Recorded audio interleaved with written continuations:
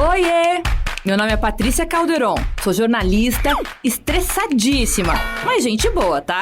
Ansiosa pra uns, paranoica pra outros. Esse aqui é o meu podcast, mas ele pode ser seu também. Decidi criar um canal pra gente falar sobre saúde mental sem noia, sem preconceito, sem tabu.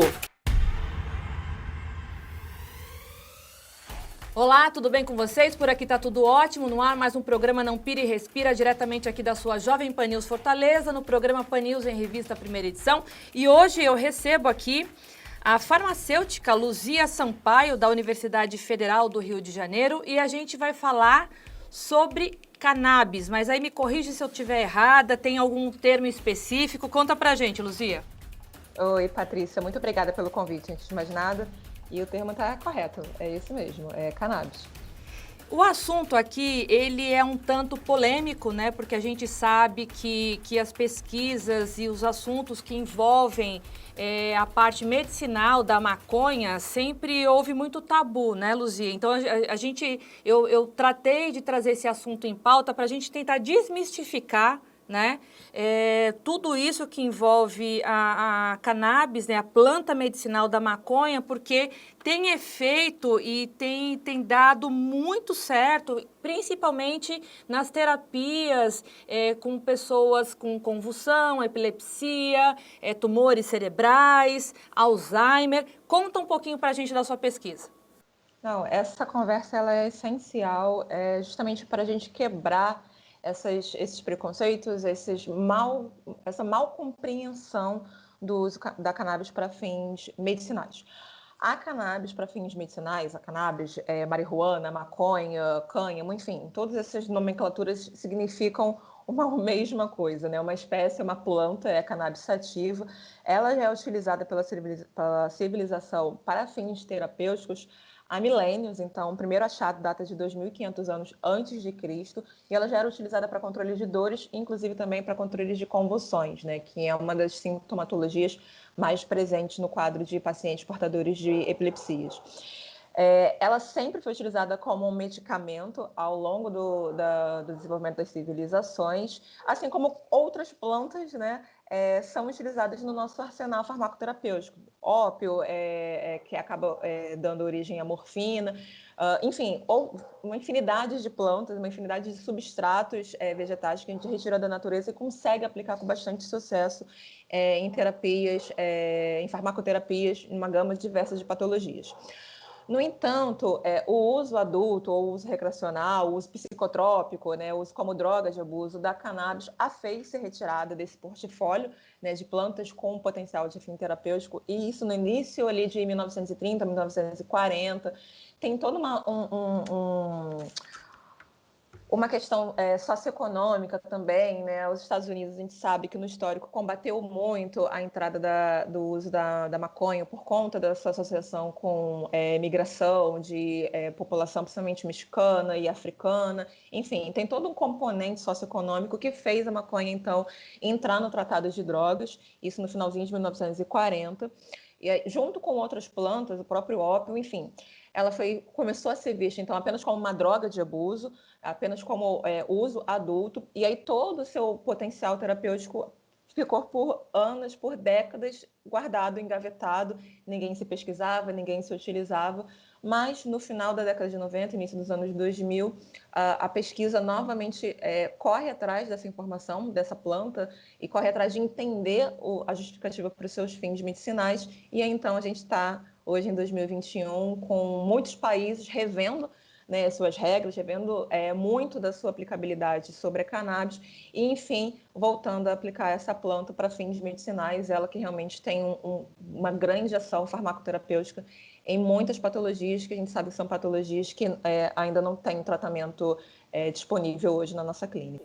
Mas para deixar bem claro, o que é extraído da planta da maconha não tem o fim que quem consome o cigarro da maconha para fins de droga, não tem nada a ver uma coisa com a outra, né? Eu queria que você explicasse o que é extraído da planta. Em partes, Patrícia, em partes. A gente escuta muito falar sobre o canabidiol, né? O extrato de canabidiol, porque o canabidiol é tirado da maconha e não tem efeito psicotrópico, não é uma droga. Correto. O canabidiol é uma das mais de 500 substâncias que são retiradas da cannabis sativa e realmente o canabidiol não tem efeito como droga de abuso alguma. Ele não gera efeito psicotrópico, ele não gera o efeito recreacional que os usuários procuram quando vão utilizar a cannabis sativa para fins recreacionais, para fins adultos. E aí, o canabidiol, na verdade, foi uma das primeiras substâncias, agora, né, já a partir dos anos 2000, que foi retirado da cannabis sativa e apontou-se, se descobriu que tem um potencial farmacoterapêutico gigantesco. Então, o canabidiol sozinho, ele é capaz, sim, de controlar crises convulsivas. Então, a gente tem muito essa corrida, né, de pais e de pacientes buscando o canabidiol para fins terapêuticos. Mas, no entanto, como eu falei, mais de 500 substâncias são conhecidas e são retiradas da cannabis sativa. Dentre essas substâncias, a gente tem o canabidiol e temos outras substâncias, como o delta-9-THC, ou simplesmente THC, que dentre essas 500 substâncias, o THC é a única substância capaz de gerar o efeito de droga, o efeito psicotrópico da planta. Então, apenas uma substância entre 500. Mas essa substância, desculpa te interromper, essa substância é utilizada para algum tipo de tratamento também? Alternativo? Então, exatamente. Muita gente me pergunta, mas então o THC não tem efeito terapêutico? Na verdade, tem. O THC também tem efeito terapêutico. É tudo uma questão de relação custo-benefício, relação de dose. Em baixas doses, ele apresenta efeito terapêutico e acaba tendo pouquíssimo efeito recreativo ou psicotrópico. E aí, conforme a gente vai aumentando a dose, a gente tem efeito psicotrópico maior, um efeito, né, de droga de abuso maior. Então, em relação ao THC, as doses devem ser melhores controladas. Por isso que é importante também, quando a gente faz uso da maconha para fins medicinais, a gente conhecer qual é a composição daquela maconha, qual é a composição daquele produto. Geralmente a gente observa muito no Brasil o uso de extratos, né? Que são soluções para administração de uso oral. É importante a gente conhecer qual é a composição desse extrato, porque essa composição vai me dizer o quão seguro é esse extrato, o quão de efeito colateral psicotrópico pode estar presente ou pode estar ausente. Se for um extrato que só tenha canabidiol e nenhuma outra substância, então ele vai ser utilizado para determinada patologia, como, por exemplo, o controle da epilepsia. Se é um extrato que eu já tenho algum nível conhecido de THC, eu preciso saber qual é a concentração, porque eu preciso saber se vai ter efeito colateral ou não. O THC ele é muito utilizado para controle de algumas situações patológicas, principalmente náuseas. Então, muito náuseas até associadas à quimioterapia. A gente sabe que alguns quimioterápicos têm um efeito colateral bastante agressivo de gerar náuseas. E o THC tem um efeito bastante direto em controlar essas náuseas. Equilíbrio da ingesta alimentar. Então, doenças como anorexia, onde o paciente ele não ingere nenhum tipo de alimento, o uso do THC faz o paciente voltar a ter essa procura pelo consumo de alimento e outras situações também, como dor neuropática, dor também associada a alguns tipos de tumores, dor associada à quimioterapia. Então, o THC ele também apresenta efeito farmacoterapêutico bastante importante. Você fala com tanta propriedade, porque para quem está ouvindo a gente através das nossas plataformas, você é uma estudiosa, né, da cannabis, né? Como que começou esse seu interesse por estudar, né, a planta? Então, na faculdade, na faculdade de farmácia, né, eu fiz faculdade de farmácia na Universidade Federal do Rio de Janeiro, e nas aulas de plantas medicinais, a gente usa o conhecimento da cannabis muito averiguando basicamente o seu uso recreacional, o seu uso como droga.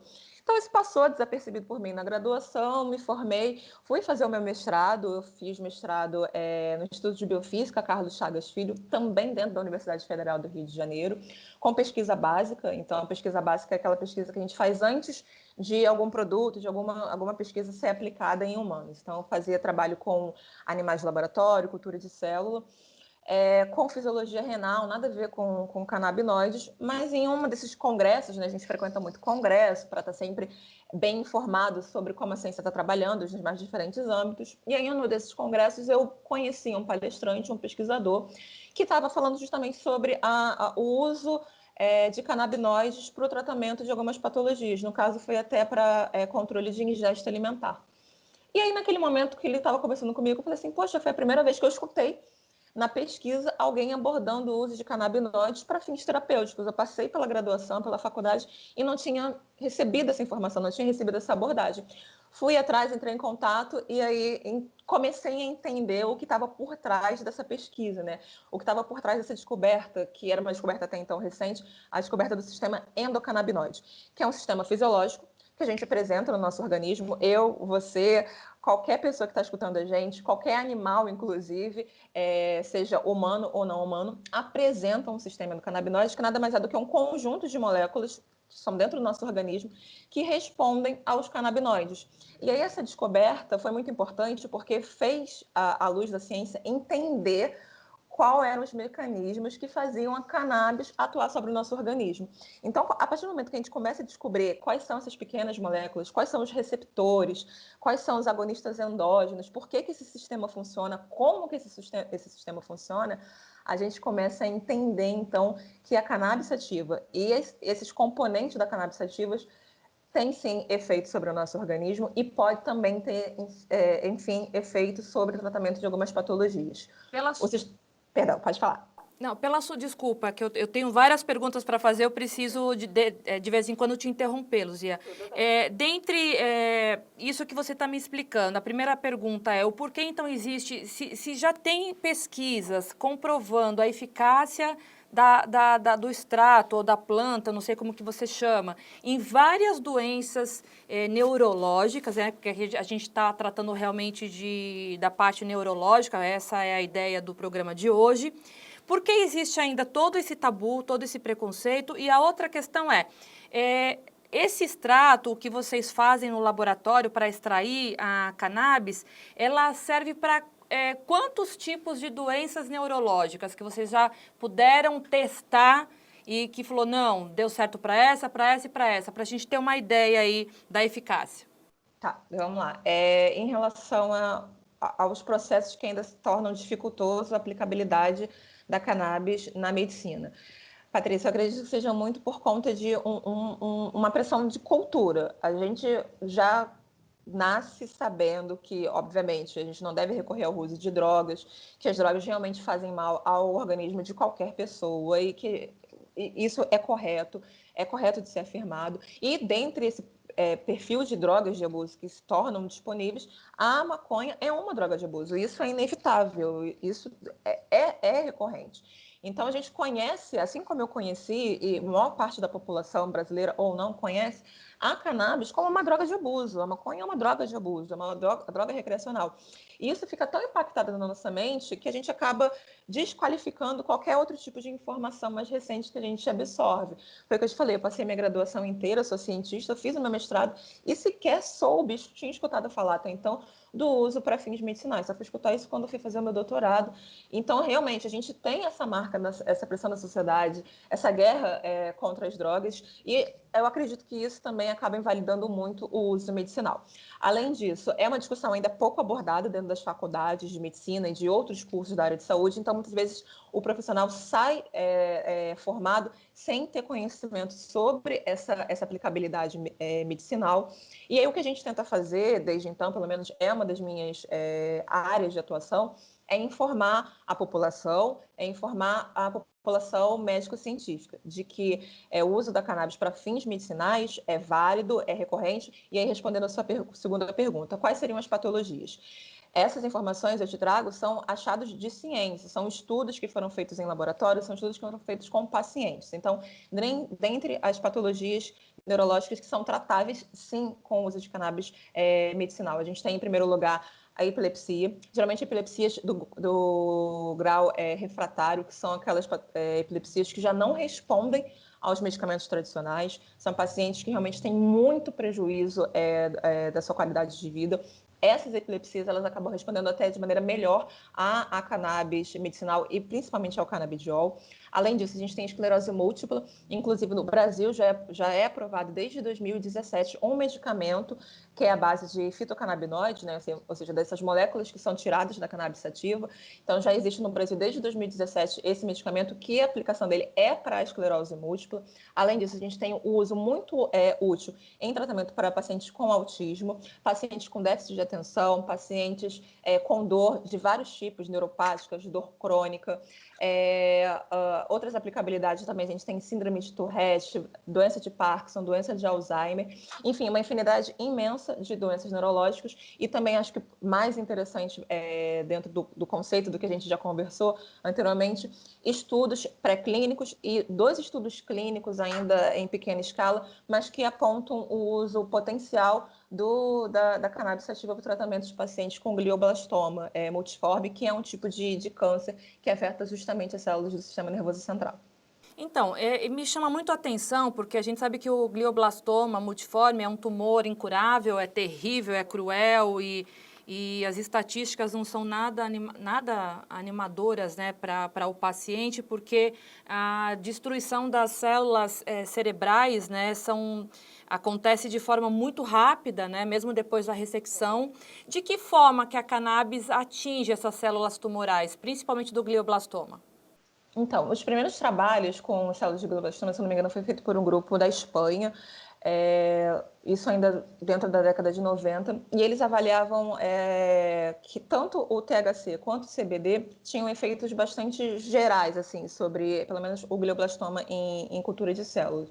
Então, diminuía a proliferação de novas células cancerosas, diminuía o grau de invasão que essas células têm. A gente sabe que um dos fatores que acaba... A infiltração. Exatamente, a alta capacidade de infiltração dessas células do glioblastoma multiforme. Então, alguns achados já mostravam isso. Mais recentemente, em 2018, eu estive em contato com um grupo da Faculdade de Medicina de Harvard, do laboratório, até de uma colega minha, depois eu vou até te passar o contato, ela é ótima para falar sobre glioblastoma multiforme, da pesquisadora Lítia Carvalho, e eles investigam um grupo de células muito específico dentro do glioblastoma multiforme, que são as células tronco-cancerosas. Então, um dos graus, uma das coisas que dá até maior grau de severidade ao glioblastoma multiforme é que, sabidamente, é um tipo de câncer que apresenta uma alta taxa de células tronco-cancerosas. O que isso significa? A gente entra com um tratamento, com a quimioterapia, com o termosolide, ou enfim, com qualquer outra droga. Essa droga ela tem efeito sobre as células do tumor do glioblastoma de maneira geral, mas elas não chegam a afetar a célula tronco cancerosa do glioblastoma. Então, em um primeiro momento, esse paciente tem uma resposta positiva ao tratamento da quimioterapia, mas com o tempo a gente tem a volta desse tumor, porque aquelas células tronco continuaram residentes dentro do tecido nervoso do paciente. O que a gente tem observado mais recentemente na literatura é que, diferentemente dos quimioterápicos que são utilizados na terapia do tratamento do glioblastoma multiforme, os fitocannabinoides parecem atuar de maneira mais específica justamente sobre essas células tronco do glioblastoma multiforme. Então, uma outra abordagem de tratamento, né? Na verdade, seria um tratamento complementar. Você entra com a quimioterapia convencional para atuar sobre aquelas células que estão em alta taxa proliferativa, mas você também poderia entrar com tratamento à base de cannabis medicinal para justamente tentar controlar e aí sim tentar eliminar essas células tronco cancerosas que são residentes desse glioblastoma multiforme. Tem uma médica, a doutora Paula Daustella, né, de São Paulo, que ela, inclusive, já fez um estudo com alguns pacientes, um estudo clínico com alguns pacientes, e mostrou que, inclusive, a associação de termosolide com o tratamento com extratos de cannabis, com presença tanto de canabidiol quanto de THC, ajuda bastante no prognóstico positivo desse paciente. Então, a resposta ao tratamento desse paciente é muito melhor quando comparado ao tratamento com termosolide sozinho. Mas a célula demora para crescer ou essa junção aí da quimioterapia junto com a cannabis inibe ou mata a célula cancerígena? O que vocês perceberam por estudos? Então, em culturas de célula chega a matar, porque a gente vê a ativação de enzimas que são envolvidas especificamente em cascata de morte celular. Caspase 3, caspase ativada, enfim, não vou entrar com os termos bioquímicos, mas a gente vê a formação dessas proteínas que são associadas a eventos de morte celular. Em estudos em humanos, eu vou ficar te devendo essa informação, porque a gente não conseguiu ainda esse grau, esse refinamento dessa informação. O fato é que realmente a resposta, o prognóstico de tratamento no paciente em associação com essas 2 terapias é melhor quando utilizado apenas a quimioterapia convencional. Mas ainda está em pesquisa em laboratório. Pouca pesquisa, infelizmente, usando pacientes, né? Pesquisas clínicas ainda são menores do que as pesquisas pré-clínicas. Luzia, eu vou sair um pouquinho para a gente terminar dessa parte das doenças neurológicas. Eu vou falar um pouquinho das doenças de dores crônicas, né? Eu li também que a cannabis ela é muito utilizada para reumatismo, artrite, artrose, reumatoide, né? Como que age essa parte da cannabis nessas dores crônicas em muitos pacientes, porque a gente sabe que a dor crônica hoje atinge milhares de brasileiros, né? Perfeito, Patrícia. Ótima pergunta também. A dor crônica é um dos motivos, uma das patologias que geralmente gera muita procura dos pacientes em consultório para utilizar a cannabis medicinal. É bastante interessante porque, diferentemente dos medicamentos que são encontrados na clínica, os ativos da cannabis, eles não têm um único alvo farmacológico no nosso organismo. Eles atuam sobre uma gama bastante diversificada de alvos. E isso acaba impactando muito na resposta que o paciente tem ao tratamento. Porque em vez de ele usar, por exemplo, um opioide, né, que são muito utilizados para o controle de dores crônicas, que vai ter um único alvo, ou seja, vai atuar sobre o sistema opiáceo do nosso organismo, tem como alvo um ou no máximo dois receptores, a cannabis medicinal não. Ela tem essa gama que a gente chama até de efeito comitivo. É uma característica dos produtos que são obtidos a partir da cannabis medicinal. Esse efeito comitivo diz, para mim, que diferentes substâncias que vão estar na composição desse extrato vão ter, ao mesmo tempo, diferentes alvos terapêuticos atuando ao mesmo tempo.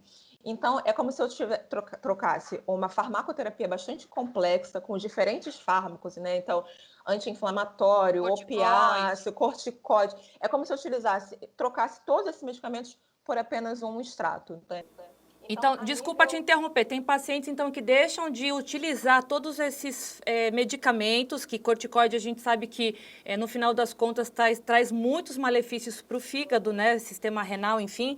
Então, existe a possibilidade do paciente trocar todos esses fármacos por o extrato da cannabis? Tem sim, Patrícia. A gente tem todo esse cuidado quando acolhe o paciente, né? Quando o médico vai acolher esse paciente, a gente tem todo o cuidado e a recomendação que eu sempre faço para qualquer tratamento, procure, antes de qualquer coisa, um médico especialista, um médico que vai acompanhar o seu tratamento. Então, a recomendação que a gente sempre faz vai iniciar o tratamento com cannabis medicinal? Comece, mas não deixe de utilizar os tratamentos convencionais que estavam sendo utilizados.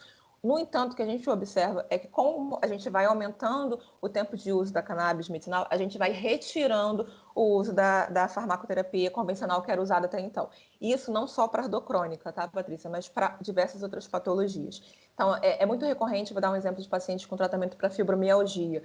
Esses pacientes eles acabam utilizando medicamentos para dor, né, anti-inflamatórios e também, em alguns momentos, os opiáceos. E é muito também comum eles utilizarem medicamentos da classe dos antidepressivos, porque é uma patologia que gera dor e que gera o surgimento de outras doenças secundárias, entre elas a depressão também. Então, a gente observa que esses pacientes eles têm bastante ganho quando eles começam a utilizar os medicamentos de cannabis, porque justamente isso, a gente tem diferentes alvos de ação, então a gente vai fazendo o que a gente chama na farmacoterapia de desmame medicamentoso. A gente vai aos poucos retirando esses outros medicamentos, ao ponto que muitos pacientes eles continuam o seu tratamento utilizando apenas o extrato de cannabis, apenas a cannabis medicinal e não utilizam mais outros medicamentos. Isso é muito importante, Patrícia, porque, sabidamente, em diferentes estudos clínicos para diferentes patologias, os efeitos adversos, os efeitos colaterais que os canabinoides, que a cannabis medicinal apresenta, são sempre muito inferiores aos efeitos colaterais de outros medicamentos utilizados na clínica. Tratamento natural, um tratamento alternativo. Não por ser natural, porque, por exemplo, eu gosto muito de falar, a morfina também vem, né, de uma via natural, ela também vem de uma planta. Mas, assim, não só porque é natural, mas é porque, sabidamente, os efeitos colaterais realmente são muito inferiores aos medicamentos que a gente acaba utilizando na clínica para essas patologias que são extremamente graves e que o paciente, se realmente, mesmo em tratamento, ainda se encontra bastante debilitado por conta dessa gama enorme de medicamentos que têm que ser utilizados e por conta, principalmente, também dos efeitos colaterais associados. Agora, o paciente que quer tentar esse tratamento alternativo com cannabis, qual é o canal que ele precisa procurar? Ele tem algum médico específico que indica esse tipo de medicina? Dá uma luz aí para a gente encerrar essa entrevista. Vamos lá. Eu não gosto nem de utilizar o termo tratamento alternativo, que parece que é uma coisa que foge da Então, medicina. me Eu corrija. acho que o correto é a gente falar uma alternativa de tratamento. É uma alternativa medicamentosa, assim como existem outras alternativas utilizando outras gamas de medicamentos. Acho que a maneira correta é a gente enxergar assim. Porque a medicina canabinoide é uma medicina baseada em evidências como qualquer outro tipo de medicina tem que ser feita e tem que ser cuidada. Hoje, como é que se faz para um paciente procurar? Infelizmente, a gente ainda tem pouquíssimo um número muito baixo de médicos que conhecem sobre a medicina canabinoide, que conhecem sobre a aplicabilidade desses produtos. No entanto, existem diferentes ferramentas educacionais. Eu até me coloco aqui à disposição para conversar com os médicos que estejam interessados em conhecer a medicina canabinoide e trocar uma ideia, trocar informações. Mas o primeiro passo é procurar um médico. Se for um médico que já conhece medicina canabinoide, melhor. Então, o tratamento ele já vai poder ser iniciado de uma maneira mais rápida. Se não for, não tem problema. Converse com o médico. Pergunte se o médico tem interesse em pesquisar, em procurar informação, porque realmente hoje a gente tem bastante informação para passar para esses médicos. Uma vez entrando em contato com o médico, a Anvisa, né, que é o nosso órgão regulatório no Brasil, ele já permite o uso dessa terapia, da medicina canabinoide. Então, a gente já tem regras bastante claras que permitem a utilização desses medicamentos. Não vou entrar em detalhes, mas são duas regras principais. Uma que permite a compra desse produto já em território nacional e a outra que permite a importação desses produtos. A gente sabe que cada país tem as suas regras e o Brasil é um dos países que tenta também organizar as regras para o uso desses produtos. Mas, de qualquer maneira, a Anvisa permite que o paciente busque esses produtos em outros países. Então, é uma alternativa, às vezes até uma alternativa econômica mais viável para o paciente, mesmo com o dólar não ajudando muito, mas às vezes se torna muito mais interessante o paciente importar essa medicação do que comprar em território nacional. Mas a informação e o pedido que eu sempre passo é: procure um médico. O médico é o único profissional habilitado e que pode ser responsável por acolher esse paciente, informar o paciente sobre essa alternativa de tratamento e acompanhar esse tratamento para o benefício da saúde do seu paciente. Bom, Luzia, foi um bate-papo ótimo. Eu agradeço a sua disponibilidade. Eu acho que vai atingir muita gente curiosa, né, para poder saber os benefícios e vai pesquisar sobre o assunto, porque a gente conseguiu trazer aqui muita informação sobre os benefícios, né, dessa planta medicinal. Muito obrigada, viu, Luzia? Nada, eu que agradeço, Patrícia. Antes de mais nada, te agradecer e deixar também dois canais de contato. Um primeiro canal de contato para quem quiser informação bem básica sobre medicina canabinoide, consegue encontrar um programa de divulgação científica que eu tenho a honra de participar, é da Universidade Federal do Rio de Janeiro. A gente se encontra no Instagram e no Facebook, é o Time Cannabis, time mesmo, TIME, Cannabis com 2 N's. Encontrem a gente no Instagram e no Facebook, pode mandar pergunta, pode mandar direct que a gente responde. E uma outra ferramenta que eu gostaria muito de agradecer também é a Hemp Medicine Brasil, que é uma empresa do setor de cannabis medicinal com atuação em território nacional desde 2014. Então, para qualquer informação, tanto de médicos quanto de pacientes, só procurar o nosso website. A gente também está no Instagram, hempmedicinebrasil.com. É fácil de encontrar qualquer informação e vai ser um prazer imenso ajudar tanto os profissionais de saúde, os médicos e principalmente os pacientes para terem um ganho na sua qualidade de vida, um ganho. Obrigada, Luzia. Tchau, tchau. Tchau. Muito obrigada pela sua audiência, pela sua companhia e a gente se vê semana que vem. Tchau.